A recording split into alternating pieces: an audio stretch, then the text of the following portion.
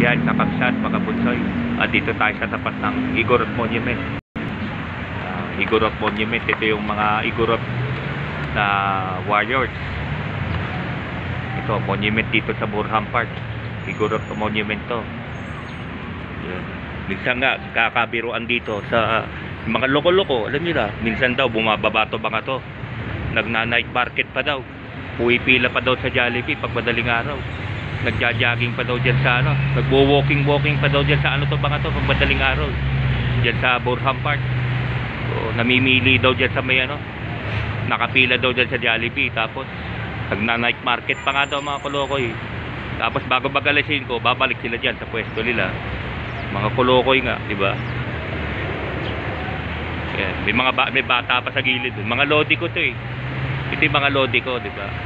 Mga bodyguard ko, di ba?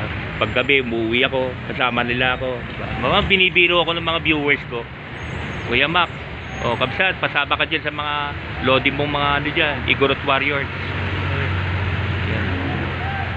Upload videos lang, kakabsat, mga bunsoy. Ito yung mga Igorot Warriors dito sa Igorot Monument dito sa Baguio City. Upload videos lang ha.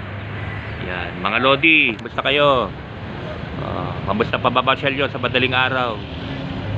Bye bye, kakabsat, pagkabuntoy. Bumababa sila pag madaling araw eh. Nagla-night market daw eh. Tapos pumipila doon sa Jollibee. Nang bubulabog lang. Siyempre, pag nakapila, ganyan, pagpapasok sa Jollibee, ganyan kalalaki, mabubulabog ka talaga, di ba? Lalayas ka talaga. Lahat ng pagkain, di silimot ng mga to. Yan. Bumababa daw sila pag gabi. Ay pag madaling araw, nagja-jogging daw dyan sa Burham Park. Nagbo-boating pa nga daw eh. Nagbo-boating pa nga daw dyan sa dyan sa Burham Park. Yan. Bye bye, kakabsat, mga bunsoy. Salamat.